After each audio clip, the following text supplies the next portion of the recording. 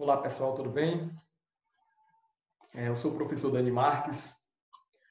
Essa aula de hoje que eu estou gravando vai ser para as turmas do quarto A e do quarto B, uma aula de direito penal. A gente vai trabalhar as penas restritivas de direito, certo? E eu quero repassar também umas informações para vocês que eu repassei na live, mas como não todos os alunos não estavam presentes, então vou terminar de repassar as informações aqui na nossa videoaula, certo? Vocês sabem que nós estamos passando por um problema muito complicado, que é o problema dessa pandemia, dessa epidemia do coronavírus. E, infelizmente, nós tivemos nossas aulas suspensas, certo? Mas foi a atitude mais correta que aconteceu, porque é uma doença que é um pouco complicada, certo? Os especialistas ainda não chegaram à conclusão no sentido de que qual realmente de fato é o grau de periculosidade dessa doença, mas nós já presenciamos no jornal que já aconteceram vários óbitos por conta disso, então é uma doença perigosa e as autoridades governamentais entenderam que a melhor forma da gente de início combater esse tipo de doença é o recolhimento domiciliar. Então, todos nós estamos em casa, nós professores estamos trabalhando de dentro de nossas casas, e vocês alunos fiquem em casa para a gente tentar diminuir esse surto e esperar até que se chegue à conclusão de uma vacina ou de um medicamento eficaz no sentido de que combata 100% a doença.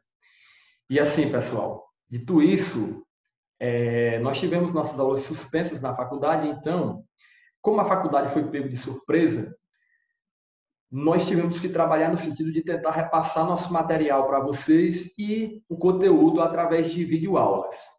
Porém, a faculdade ela não se disponibilizava de uma plataforma unificada, no sentido de que tivesse o aparato suficiente para que a gente pudesse postar nossas aulas, certo?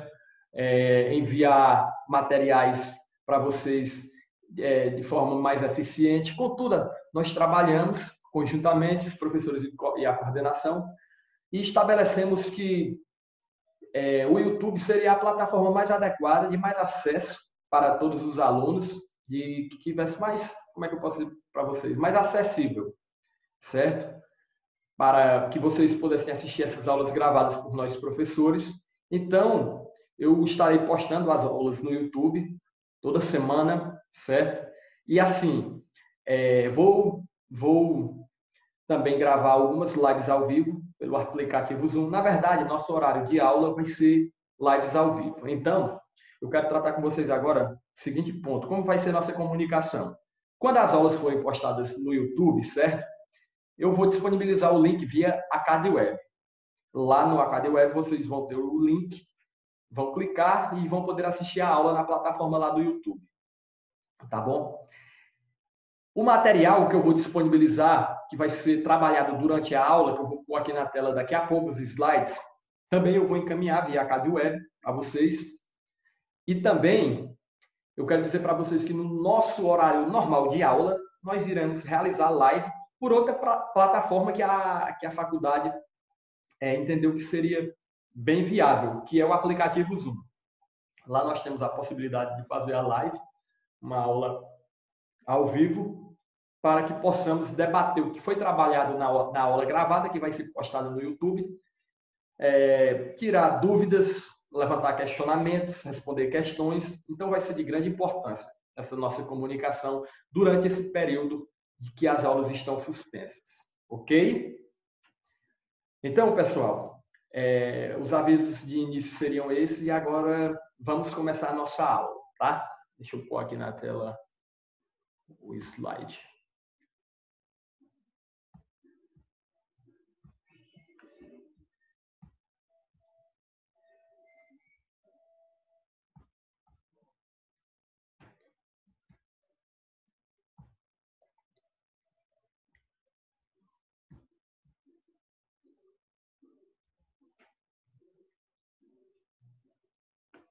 Pronto. Primeiro, pessoal, o nosso objeto de estudo dessa primeira videoaula gravada, eu confesso para vocês que eu estou me adaptando ao sistema, porque eu nunca trabalhei gravando videoaulas. Vou tentar repassar para vocês da melhor forma possível e também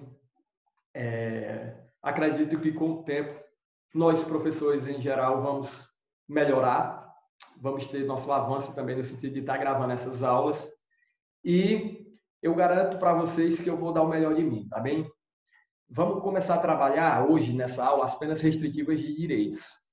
Professor, o que seriam essas penas restritivas de direitos? Primeiro, a pena restritiva de direito ela vai ser aplicada, certo, em substituição à pena privativa de liberdade. Logo, de início, nós teremos que entender o que é a pena privativa de liberdade, que foi o que a gente estudou.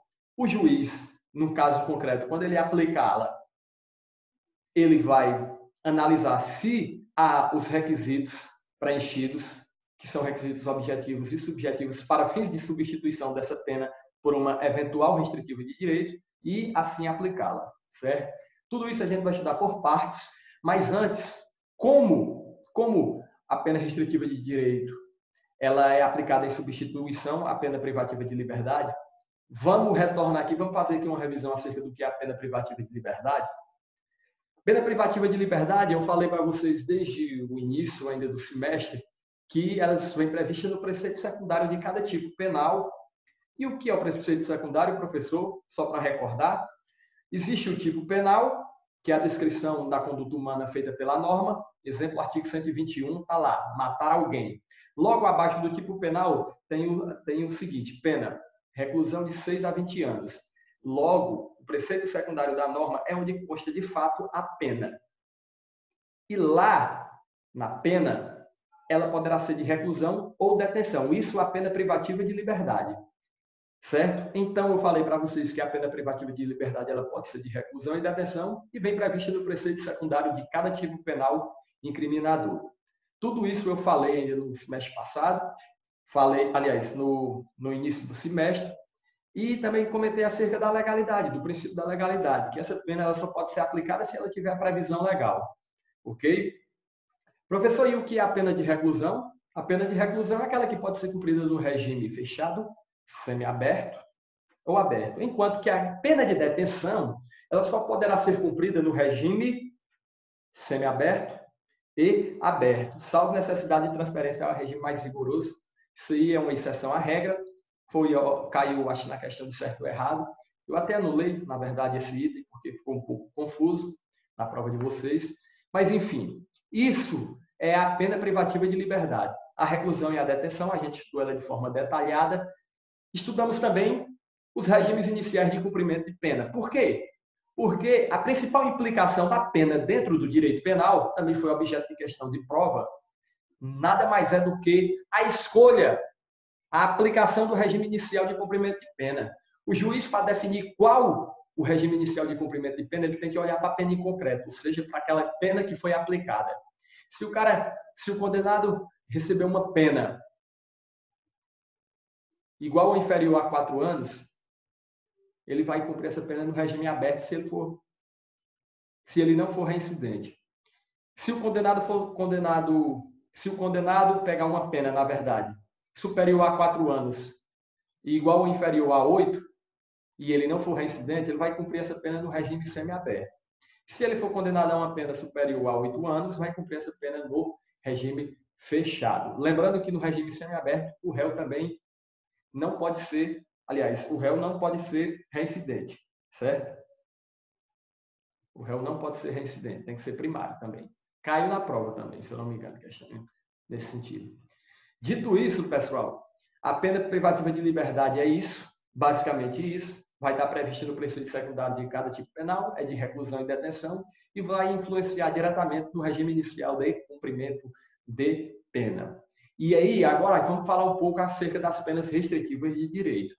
As penas restritivas de direito, ela é uma espécie de pena autônoma, certo? Assim como a pena privativa de liberdade. Lembra que eu falei lá no início das nossas aulas? Aliás, na primeira aula eu falei que a gente ia estudar 3 tipos de pena, todas autônomas. a pena privativa de liberdade, as penas restritivas de direitos e a pena de multa, certo? Então, a pena privativa de liberdade, coloquem isso logo na cabeça de vocês, que é uma pena autônoma, ok? Apesar de que seja aplicada em substituição à pena privativa de liberdade, mas é uma pena autônoma. A previsão legal que se encontra as penas restritivas de direito está lá entre os artigos 43 a 48 do Código Penal, ok? Artigos 43 a 48 do Código Penal. E é o que a gente vai começar a estudar agora, de fato. Pena restritiva de direito, ela foi criada como uma forma de impedir que o réu ele fosse, de fato, colocado em um ambiente de reclusão, ou seja, em algum estabelecimento prisional. Por quê, professor? Porque, para que ocorra a aplicação das penas restritivas de direito, nós temos que observar dois requisitos importantes: os requisitos objetivos e o requisito subjetivo. Os requisitos objetivos eles estão relacionados diretamente ao crime. A conduta criminosa, como ela foi realizada, a quantidade de pena aplicada e saber se o réu era ou não reincidente. Enquanto que os requisitos subjetivos estão relacionados basicamente ao que diz o artigo 59 do Código Penal, que são as circunstâncias judiciais. É analisar analisar a culpabilidade do agente, é analisar a sua personalidade, os motivos que o levaram a cometer o crime, certo? Tudo isso é lá na análise subjetiva, mas isso a gente vai estudar de forma específica no decorrer da nossa aula, ok? Vamos para frente. Vamos lá, vamos ler aqui o conceito e algum resumo acerca do que é essas penas restritivas de direito. A pena restritiva de direitos nada mais é que uma das três espécies de penas estabelecidas pelo Código Penal brasileiro de acordo com o texto do seu artigo 32 a serem aplicadas ao condenado. Portanto, as penas restritivas de direitos são autônomas, denominadas de penas alternativas, tendo em vista que são uma alternativa à prisão, ou seja, ao invés de ficarem presos, os condenados sofrerão limitações em alguns direitos como forma de cumprir a pena decorrente da condenação judicial. Professor, e quais são essas penas restritivas de direito? A gente vai estudar sim, né? A gente vai estudar a prestação pecuniária, a perda de bens e valores, a prestação de serviço à comunidade, a limitação de fim de semana e a interdição temporária de direitos. Cada uma de forma específica, mas vamos estudar todas. Nessa aula não vai ter como a gente estudar tudo, certo? Então eu vou dividir o conteúdo em 3 aulas. Acho que em 3 aulas dá para a gente concluir, 2 ou 3 aulas, mas por hora nessa aula não tem como a gente falar de todas as 5 penas de forma específica, certo? Mas não se preocupem que as aulas serão gravadas e vocês vão ter todo o conteúdo das penas restritivas de direito. Continuando. Está aqui. As espécies de penas restritivas de direito. Lá o artigo 43 do Código Penal vai dizer que são penas restritivas de direito a prestação pecuniária, a perda de bens e valores, prestação de serviço à comunidade, interdição temporária de direitos e limitação de fim de semana. Professor, o que é uma prestação pecuniária? Vamos estudar de forma específica, mas eu posso adiantar alguma coisa. Nada mais é do que a prestação de pecúnia. Pecúnia é dinheiro. Ela vai ser destinada às vítimas ou seus dependentes. Certo? Basicamente isso, depois a gente se aprofunda nela. Perda de bens e valores. O que são bens? Bens podem ser móveis ou imóveis. E valores? Valores nada mais é do que ações, moeda corrente, em conta bancária. Tudo isso são valores. Essa perda de bens e valores vai ser em desfavor do Fundo Penitenciário Nacional, diferentemente do que ocorre com a prestação pecuniária. A prestação de serviço à comunidade ou entidades públicas. Resume aí, professor, para mim o que é isso? Prestar serviço à comunidade ou a alguma entidade pública que vai ser prevista em lei. O próprio Código vai dizer a comunidade em alguma instituição de caridade, certo? Que tenha algum cadastro junto ao órgão judicial para que, em caso de alguém seja condenado a uma pena privativa de liberdade, tenha ela substituída e seja implicada a prestação de serviço à comunidade. Se essa instituição for cadastrada junto ao Poder Judiciário competente, o juiz pode determinar que essa instituição receba esse condenado para trabalhar de forma gratuita. Ok? Tranquilo?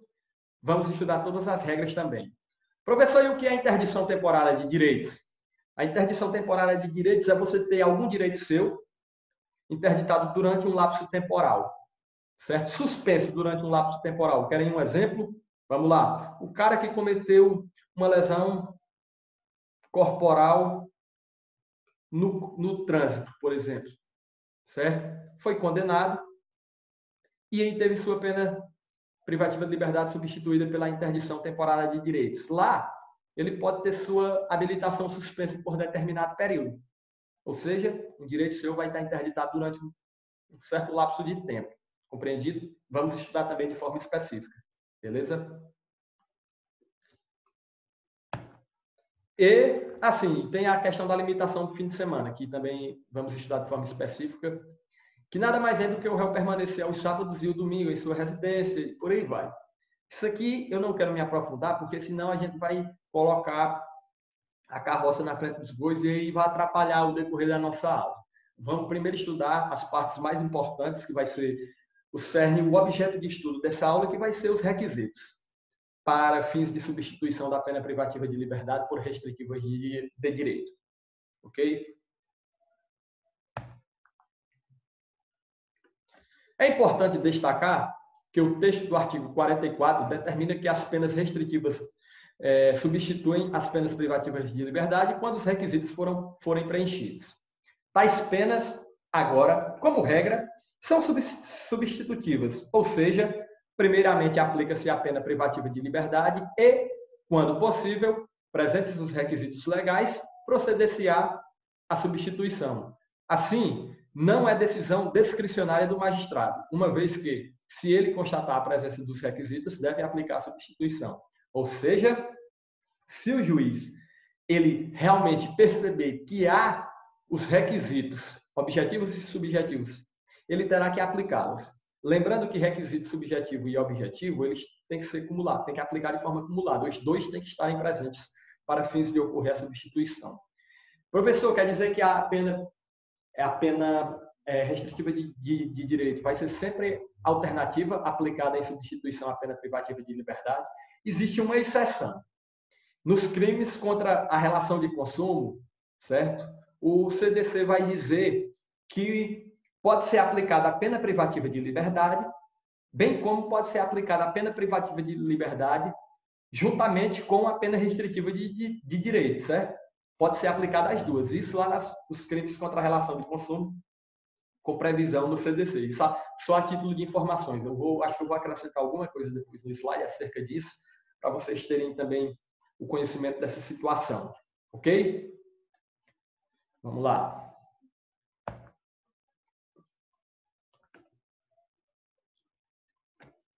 Vamos estudar agora os requisitos necessários para que ocorra a substituição da pena. Que isso, na verdade, é a principal parte a ser estudada dentro do estudo das penas restritivas de direito. O artigo 44 do Código Penal traz os requisitos necessários e indispensáveis para que o juiz possa levar a efeito a substituição da pena privativa de liberdade pela restritiva de direitos. São requisitos considerados cumulativos, ou seja, tem que aplicar de forma cumulativa os dois requisitos têm que estar presentes, tanto objetivo como subjetivo. Isto é, todos devem estar presentes para que possa ser realizada, de fato, a substituição. Os requisitos de ordem objetiva estão previstos no artigo 44, inciso 1 e 2 do Código Penal, e os requisitos de ordem objetiva estão previstos no artigo 44, inciso 1 e 2, e o de ordem subjetiva no artigo 44, inciso 3. Vamos estudá-los. O artigo 44 vai dizer o seguinte, pessoal, vamos ler aqui. Por que é que é importante a leitura também do Código, principalmente no estudo das penas? Como nossa disciplina estuda basicamente, tão somente as penas, o Código Penal, desde o início da primeira aula que eu tive com vocês, eu falei que o Código Penal ele é autoexplicativo nessa parte. Ele vai dizer tudo. Ele vai dizer o que é uma pena de reclusão, como é que ela deve ser aplicada, vai dizer o que é a pena de detenção, como ela deve ser aplicada, Do mesmo jeito é que as penas restritivas de direito. Toda a aplicação das penas restritivas de direito, o Código traz. O Código traz o conteúdo necessário para que o juiz apenas aplique no caso concreto, certo? Todas as regras estão previstas, por isso que não tem como, eu já falei até para vocês isso em sala de aula, eu realizar a prova consultada pelo Código, porque lá na parte das penas tudo é autoexplicativo. Mas vamos voltar aqui, artigo 44. As penas restritivas de direito são autônomas e substituem as privativas de liberdade quando? Primeiro, deixa eu só voltar o slide.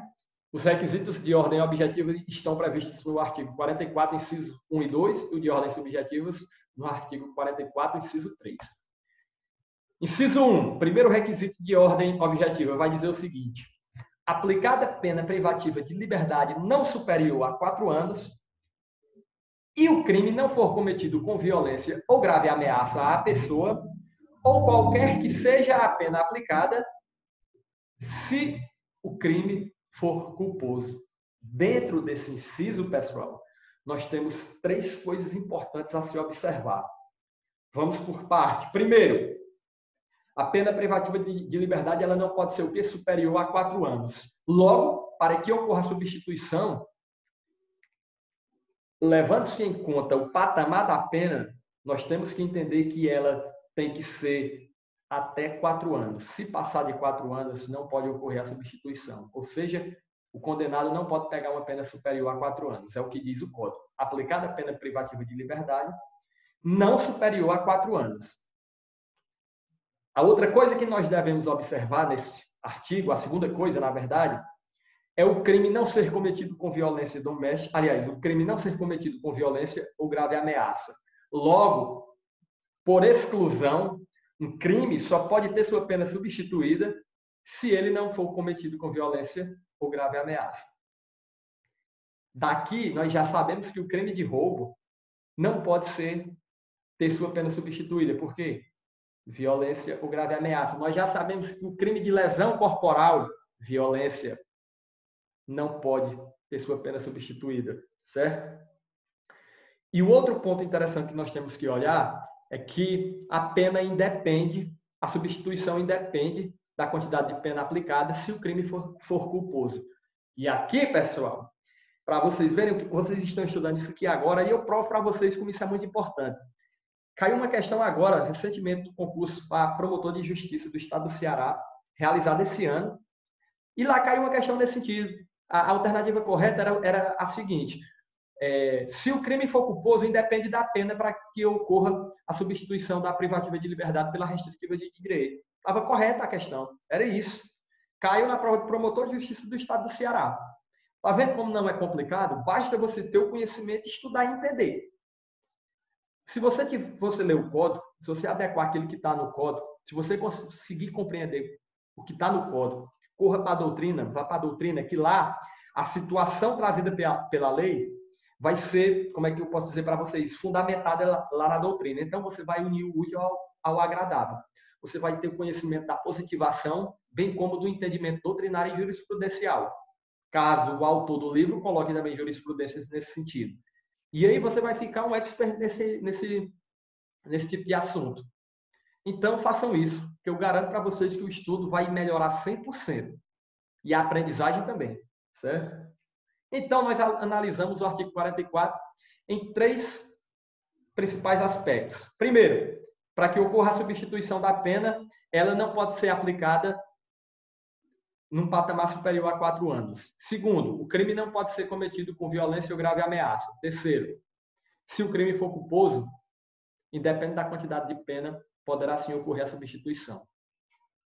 Mas calma, esse é o primeiro requisito objetivo, porque nós temos 2. Lembra aqui, ó, deixa eu voltar ao slide.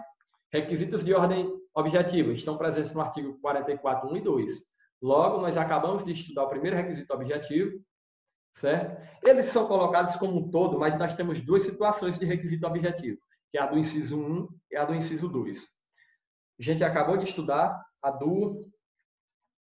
Deixa eu só voltar. A gente acabou de estudar a situação do inciso 1. Qual é a situação, a segunda situação em relação ao requisito objetivo? Está lá no inciso 2, vai dizer o seguinte: o réu não for reincidente em crime doloso, ou seja, para que ocorra a substituição da pena, o réu não pode ser o quê? Reincidente. Não pode ser reincidente, certo? Só que há um detalhe em relação à reincidência. Vou adiantar, mas iremos tratar dela de forma mais aprofundada no decorrer da aula. A reincidência em crime doloso, vejam bem, em crime doloso, e essa reincidência, ela tem que ser específica. Ou seja, se a reincidência for específica, jamais a pena pode ser substituída. Porém, se a reincidência for genérica, a depender do caso, ou seja, a depender do preenchimento dos demais requisitos, o juiz pode aplicar a substituição. Querem um exemplo? Uma pessoa cometeu um crime de estelionato, foi condenada a 1 ano de reclusão. Pagou a pena. 2 dias depois que encerrou o pagamento da sua pena, ele cometeu um crime de furto. Foi condenado a 2 anos. Ora, se ele já tem uma condenação anterior, ele é o quê? Reincidente. Porém, essa reincidência ela é o quê? Genérica, porque são crimes diferentes. Estelionato e furto. Nesse caso, o juiz pode sim aplicar a substituição, se a reincidência ela for genérica. Mas se a reincidência for específica, vamos pegar o mesmo exemplo. O cara foi condenado pelo estelionato e depois voltou a cometer outro estelionato. 2 crimes iguais. Aí sim, a reincidência nesse caso é específica e o código veda. Daqui a pouco eu vou falar porque é que ele veda se for específico. Mas, de certa forma, temos que olhar para a questão da reincidência. A reincidência, se ela for específica, ela veda a substituição da pena privativa de liberdade por restritiva de direito. Mas se ela for genérica, não. Porém, o inciso aqui, como ele falou que só na questão da reincidência, ele ainda não trouxe essa parte explicativa que eu acabei de dar para vocês. Isso a gente só vai ver no decorrer da aula.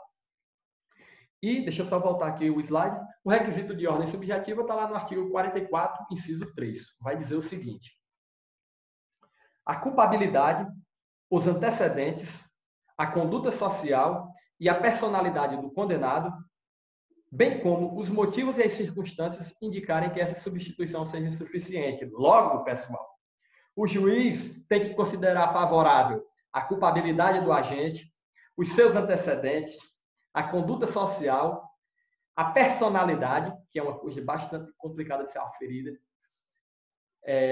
bem como os motivos e as circunstâncias que indicarem que essa substituição seja suficiente.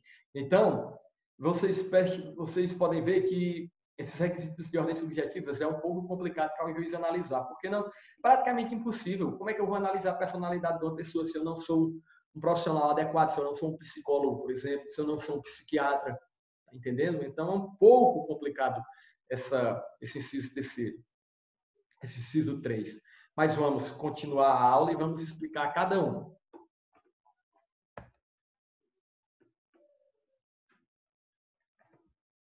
Deixa eu só olhar bem aqui a questão do tempo da aula.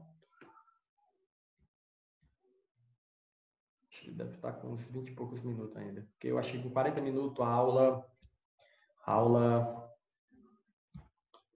o aplicativo ele interrompe a aula.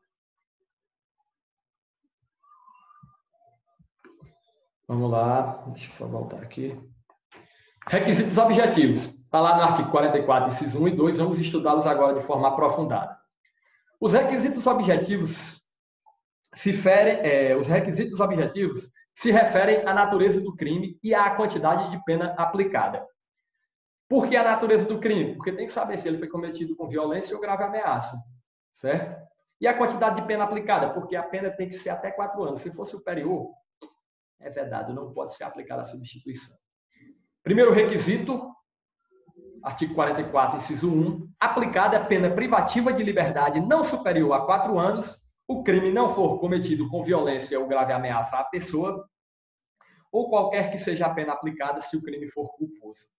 Logo, da análise do inciso 1 do artigo, depreende-se que a pena privativa de liberdade não poderá ultrapassar 4 anos. Nos crimes dolosos, para que se possa aplicar a substituição pela pena restritiva de direito, ainda não poderá o ilícito ter ocorrido com um emprego de violência ou grave ameaça à pessoa. Vamos pegar a seguinte situação, pessoal. Imaginamos que o cara estava na fila de um banco, certo? E tinha uma pessoa na frente desse indivíduo, desse cara de nome Melville, e aí Melville percebeu que a carteira do cara estava prestes a cair do bolso. Melville, então, de forma astuciosa, foi lá e subtraiu para si a carteira do indivíduo sem que ele presenciasse. Quando Melville ia saindo do campo, as câmeras... Aliás, quando Melville ia saindo do banco, as câmeras de segurança tinham flagrado o momento, um policial militar foi alertado e efetuou a prisão de Melville. Melville foi condenado à pena de 1 ano de reclusão, considerando, nessa hipótese, que as circunstâncias judiciais do artigo 59 são favoráveis. Melville poderá ter sua pena substituída, considerando que Melville também é primário. Vejam bem, o crime foi um crime de furto. O crime de furto ele não é cometido com violência ou grave ameaça. E Melville foi condenado à pena de 1 ano. Logo, vamos observar aqui o inciso 1 do artigo 44. Primeiro, a pena que Melville pegou de 1 ano, ela, no caso, não é inferior a 4 anos, não é isso? Melville, ele não é primário? O crime não foi cometido com violência ou grave ameaça, as circunstâncias judiciais do artigo 59 são favoráveis, então nada impede que o juiz aplique a substituição. Agora vamos imaginar a seguinte situação. Melville foi condenado a 5 anos pelo crime de furto. E aí, pode ter a pena substituída? Não pode, porque é superior a 4. Certo? Se Melville fosse reincidente em crime de furto, não poderia por conta da reincidência. Se Melville tivesse as circunstâncias judiciais do artigo 59 desfavoráveis, também não poderia acontecer a substituição. Por isso que todos os requisitos têm que ser aplicados de forma cumulativa. E a análise do inciso 1, desse primeiro requisito objetivo, eu já falei para vocês, temos que observar 3 coisas. A natureza do crime, se há ou não violência ou grave ameaça, a quantidade de pena aplicada, que não pode ser superior a 4, e em relação aos crimes culposos, independe da quantidade de pena, se o crime foi culposo ou não. Qualquer crime culposo pode ter sua pena substituída, ok? Tranquilo? Vamos para frente. Outro ponto interessante, pessoal, que eu quero aqui falar para vocês, é que os crimes violentos, certo? Os crimes com violência ou grave ameaça têm que ser crimes que, em caso, por exemplo, de violência ou grave ameaça, que gere algum perigo de vida para a vítima, tem que ser um crime grave, certo? Tem que ser um crime grave e que gere algum perigo de vida para a vítima. Por quê, professor? Porque nós temos um entendimento jurisprudencial já consolidado no sentido de que a lesão leve, a lesão corporal leve, apesar de ser um crime violento, mas como é um crime de menor potencial ofensivo, certo? Entende-se que é sim possível a aplicação da substituição da pena nesse tipo de crime. Ah, professor, mas a lesão leve é um crime cometido por violência. E isso é um crime cometido por violência, mas por conta de ser um crime de menor potencial ofensivo, ou seja, crime de menor potencial ofensivo é aquele crime cuja pena máxima é de até 2 anos. A jurisprudência, o STF e o STJ entenderam que pode sim aplicar a substituição nesse caso. A exceção é se a lesão leve foi cometida no âmbito doméstico e familiar. Lembre-se de uma coisa, pessoal. Crime cometido no âmbito doméstico e familiar é vedado. É vedada a substituição da pena, é vedada a transação penal, a suspensão condicional do processo, tudo isso. Crime cometido no âmbito doméstico e familiar, o réu só vai ter um único benefício, que isso a gente vai estudar mais na frente, que é a suspensão condicional da pena, que também foi objeto de questão lá no concurso para promotor de justiça do estado do Ceará, certo? Para vocês verem como isso cai muito em concurso, é importante também na aplicação dos casos em geral, inclusive quando há violência doméstica e familiar, temos que entender. Vamos lá ler a observação que eu coloquei. Segundo o STF e STJ, a violência e a grave ameaça que obstam à concessão da substituição de pena privativa de liberdade por restritiva de direitos devem resultar de crime grave que traga perigo à vida da vítima. Logo, nos casos de lesão leve, previstos no artigo 129, caput do Código Penal, e desde que não cometida em ambiente doméstico e familiar, a ensejar a aplicação da Lei número 11.340/2006, Lei Maria da Penha, é possível, sim, a substituição da pena privativa de liberdade por restritivas de direitos.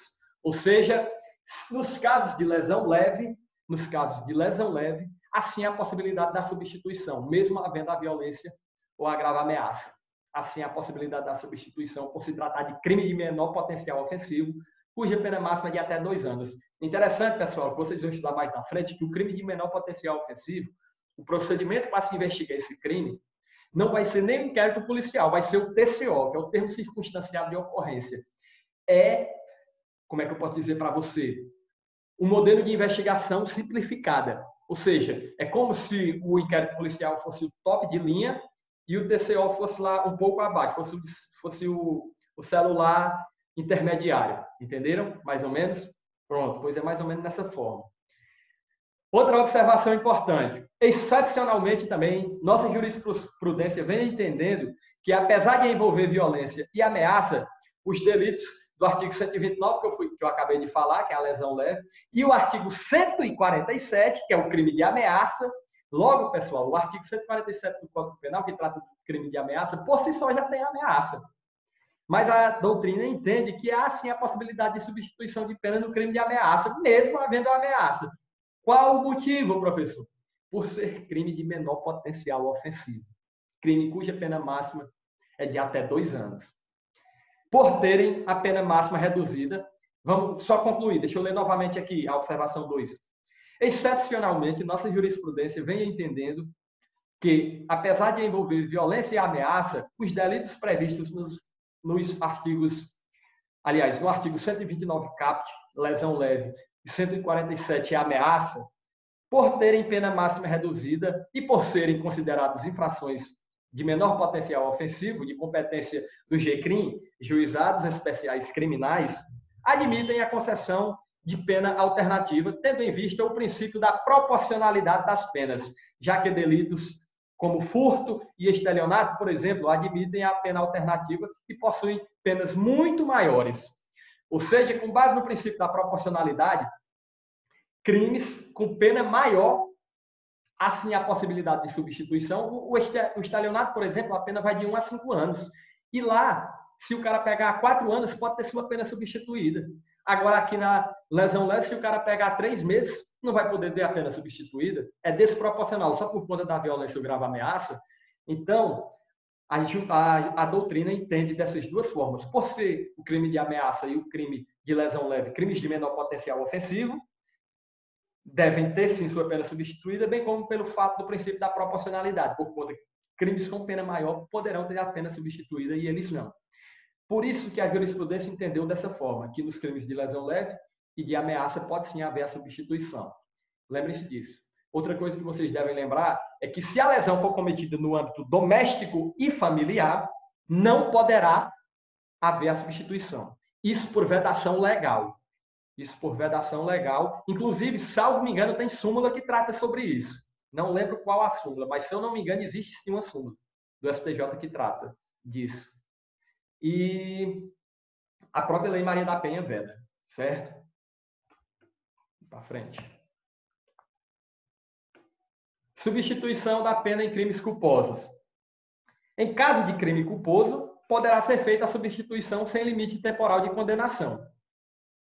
Logo, nos crimes culposos, a quantidade de pena aplicada independe para que ocorra a substituição da pena privativa de liberdade por restritivas de direitos. Ou seja, lá no crime culposo, pessoal, vocês não precisam olhar a questão da pena aplicada, se o crime foi violento ou foi grave ameaça, independe. Depende da pena, certo? Crime culposo, assim, a possibilidade de substituição da pena, ok? De novo, em caso de crime culposo, poderá ser feita a substituição sem limite temporal de condenação. Logo, nos crimes culposos, a quantidade de pena aplicada independe para que ocorra a substituição da pena privativa de liberdade por restritivas de direitos. Está lá no artigo 44, inciso 1, na parte final. Vamos ler aqui o artigo 44, inciso 1. Aplicada a pena privativa de liberdade não superior a 4 anos e o crime não for cometido com violência ou grave ameaça à pessoa ou qualquer que seja a pena aplicada se o crime for culposo. Beleza? Tranquilo? O segundo requisito de ordem objetiva, certo? É o réu não ser reincidente. E aqui, pessoal, é a questão da não reincidência. Primeiro, vamos saber o que é essa questão da reincidência. Olha o que o artigo 44, inciso 2 vai dizer. O réu não for reincidente em crime doloso, haverá a possibilidade de substituição da pena privativa de liberdade por restritiva de direito, se o réu não for reincidente em crime doloso. Doloso, certo? O que é que acontece? O que é a reincidência, professor? Vamos lá para o artigo 63 do Código Penal. Verifica-se a reincidência quando o agente comete novo crime, depois de transitar em julgado a sentença que, no país ou no estrangeiro, tenha condenado por crime anterior. Logo, se eu cometi um crime A e fui condenado por esse crime, depois voltei a cometer um crime B ou um crime A e também fui condenado, eu, dessa forma, serei reincidente. Por quê? Porque há uma condenação anterior. É o que diz o artigo 63 do Código Penal. A reincidência nada mais é do que o fato do réu ter sido condenado pelo segundo crime após sentença penal condenatória transitada no crime cometido primeiro. Certo? Reincidência é isso. O fato do réu ter sido condenado posteriormente, certo? Após uma primeira condenação. Beleza? Tranquilo? Artigo 63, leem direitinho para vocês entenderem que isso vai ser importante no decorrer dos nossos estudos das penas daqui para frente, porque a gente vai trabalhar muito a questão da reincidência. Deixa eu só olhar aqui o tempo de aula. Está quase com 40 minutos. Pessoal, é o seguinte, eu vou encerrar a nossa primeira aula aqui, a primeira parte da aula, certo? Já vou postar no YouTube e na próxima semana eu vou postar a segunda parte, certo? Da aula do estudo das penas restritivas de direito, para facilitar nosso conteúdo, porque não faz sentido eu passar aqui 3 horas gravando uma aula de 3 horas, postar para vocês, e aí até para vocês assistirem essa aula vai ser um pouco cansativo. Então, o estudo das penas restritivas de direito, a gente vai estudar ela por parte, certo? Essas penas vamos estudar elas de forma específica e por partes, que facilita a compreensão de vocês, ok? Então, boa tarde aí para quem estiver assistindo a aula, boa noite para quem estiver assistindo à noite, bom dia para quem estiver assistindo de dia, boa madrugada para os que gostam de estudar de madrugada, beleza? Vamos lá, vamos estudar. Quem estuda, a vida muda. Valeu, até a próxima aula, galera.